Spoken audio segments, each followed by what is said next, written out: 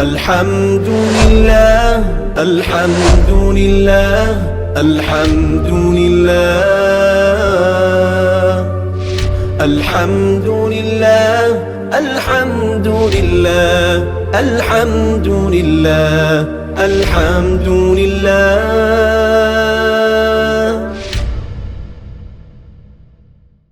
بسم اللہ الرحمن الرحیم. علم الصیغہ کا چوتھا باب ہے. ابواب کے بیان میں سبق نمبر 3 ہے ملحق اور غیر ملحق. یہ مکمل سبق ہم اردو میں تفصیل سے سمجھ چکے ہیں. آج کے اس لیکچر میں ہم اسی فارسی عبارت کو حل کریں گے. عبارت دیکھ لیں پھر ترجمہ کرتے ہیں، آخر میں اس کی تشریح کرتے ہیں. فصل دوم در ابواب ثلاثی مزید فی مطلق. ثلاثی مزید فی بردو قسم است ملحق و غیر ملحق کا مطلقش نامند. مطلق آرا گویند کہ بزیادت حرف بر زبان ربائی گردد و جز معنی باب ملحق بمعنی دیگر درا نباشد چون جل بابا و مطلق آنکھ چنی نباشد یعنی بر وزن ربائی نہ گردد و اگر گردد باب معنی دیگر ہم داشتہ باشد چون اجتنبا واکرما. چونکہ ذکر ملحق بعد ذکر ربائی میں آید چہ فہم بر فہم ربائی موقوف است لہذا اولا ذکر مطلق کردہ میں شود و بر دو قسم است با حمزہ وصل و بے حمزہ وصل را ہفت باب است. عبارت ہوگی ہے، اس کا ترجمہ دیکھ لیں. دوسری فصل ہے ثلاثی مزید فی مطلق کے ابواب کے بارے میں. ثلاثی مزید فی دو قسم پر ہے، ملحق اور غیر ملحق، جس کو مطلق نام بھی رکھتے ہیں. مطلق اس کو کہتے ہیں کہ جس میں ایک حرف کی زیادتی کے ساتھ ربائی ہو جائے اور اس میں ملحق کے باب کے معنی کے علاوہ دیگر معنی اس میں نہ ہو، جیسا کہ جل بابا. اور مطلق جو کہ ایسا نہ ہو، یعنی یا تو ربائی کے وزن پر نہ جائے اور اگر چلا جائے تو اس میں دیگر معنی بھی پایا جائے، جیسا کہ اجتنبا اور اکرما. چونکہ ملحق کا ذکر ربائی کے ذکر کے بعد آتا ہے، اس لیے کہ اس کا سمجھنا ربائی کے سمجھنے پر موقوف ہوتا ہے، لہذا اولاً مطلق کا ذکر کرنا چاہیے. اور اس کی دو قسم ہیں، ایک با حمزہ وصل، دوسرا بے حمزہ وصل. پہلی قسم کے 7 باب ہیں. عبارت ہوگی ہے، ترجمہ ہو گیا. اب چلتے اس کی تشریح کی طرف. یہ دیکھیں دوسری فصل ہے. جو پہلی فصل ہم نے پڑھی تھی اس پہلی فصل کے اندر ثلاثی مجرد کے 6 باب مکمل ہو چکے ہیں. یہ دوسری فصل ہے جس میں ثلاثی مزید فی مطلق کے ابواب ذکر کیے جائیں گے. تو حضرت فرما رہے ہیں کہ ثلاثی مزید فی دو قسم پر ہے، ایک ہے ملحق اور دوسرا ہے غیر ملحق. غیر ملحق کو مطلقش، یہ جو شین ہے نا، یہ ضمیر غائب ہے جو اسی غیر ملحق کی طرف لوٹ رہی ہے. غیر ملحق اس کا نام مطلق بھی رکھا جاتا ہے، تو غیر ملحق کو مطلق بھی کہتے ہیں. اب اس کے بعد آگے جو میرے پاس کتاب تھی یہاں پہ علم الصیغہ کی، اس میں نے یہاں پہ لکھا ہوا تھا مطلق آرا گویند، لیکن اگر اس کو مطلق پڑھیں تو معنی درست نہیں بنتا. اس کو یہاں پہ مطلق کے بجائے ملحق ہونا چاہیے. ملحق ہو تو پھر معنی درست بنتا ہے. اس کو آپ یہ کریں، ملحق آرا گویند. ملحق اس کو کہتے ہیں کیونکہ اس کے بعد ہے ملحق کی تعریف. جو مطلق کی تعریف ہے نا وہ یہاں سے شروع ہو رہی ہے. مطلق آنکھیں چنی نہ باشد، مطلق وہ ہے جو ایسے نہ ہو.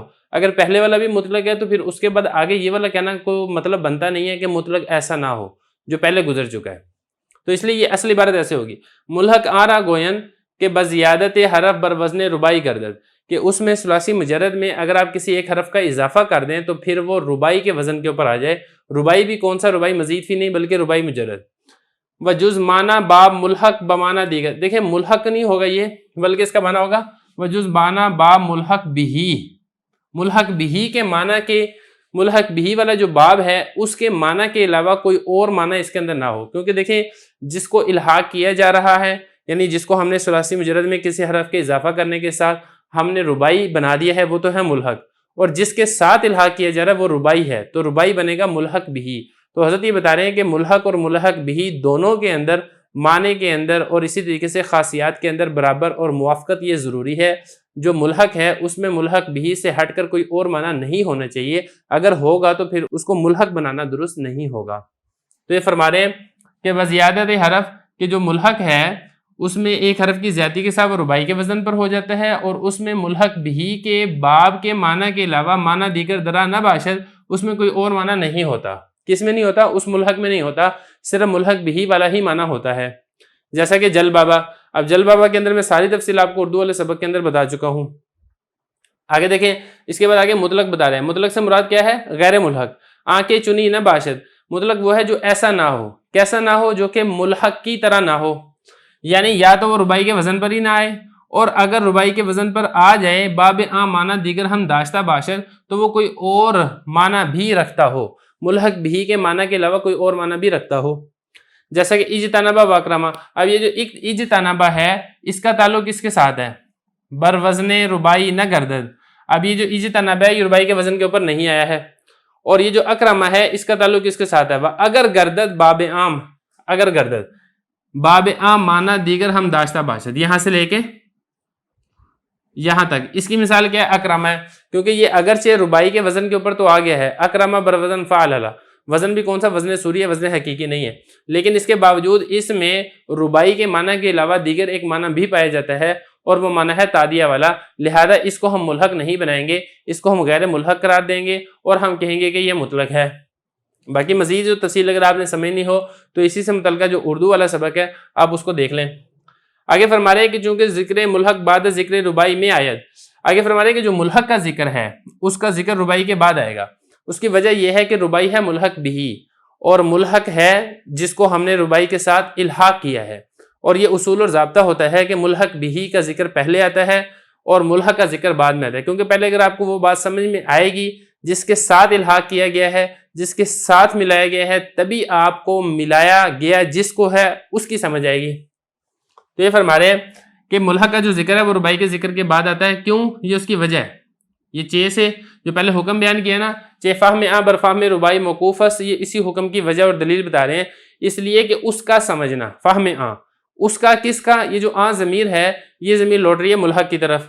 बरफाहम रुबाई मौकूफस, रुबाई के समझने पर मौकूफ़ है। तो जिस तरीके से मौकूफ़ ये बाद में पढ़ाया जाता है, मौकूफ़ वाले पहले पढ़ाया जाता है, दौरे में भी ऐसे ही होता है, दौरा मौकूफ़ होता है और मौकूफ़ वाले जो इससे पहले वाली क्लास दरसगाह होती है वो मौकूफ़ वाले होती है। तो मौकूफ़ वाले पहले पढ़ाते हैं। क्यों, वजह यही है कि मौकूफ़ वाले पहले समझ में आएगा तो फिर मौकूफ़ समझ में आएगा। इसी तरीके से रुबाई जो कि मुल्हक बिही है वो पहले पढ़ाया जाएगा, मुल्हक उसके बाद पढ़ाया जाएगा। पहले रुबाई समझ में आएगा तो फिर बाद में मुल्हक समझ में आएगा। लिहाजा वो तो हम जिक्र नहीं करेंगे, यहाँ पे मुल्हक का जिक्र नहीं करेंगे। जो दूसरा है मुतलक, उसका जिक्र यहाँ पे करेंगे। तो मुतलक के बारे में बता रहे हैं कि मुतलक की दो किस्म है, एक है बाहमजा वसल, दूसरा है बेहमजा वसल। बाहमजा वसल का मतलब है हमजा वसली के साथ, और बेहमजा वसल का मतलब है हमजा वसली के बगैर। ये जो पहली किस्म है बाहमजा वसल, हमजा वसली के साथ हो, इसके 7 अबवाब हैं, उसके 7 अबवाब फिर इंशाल्लाह एक एक करके यहाँ पे जिक्र होंगे।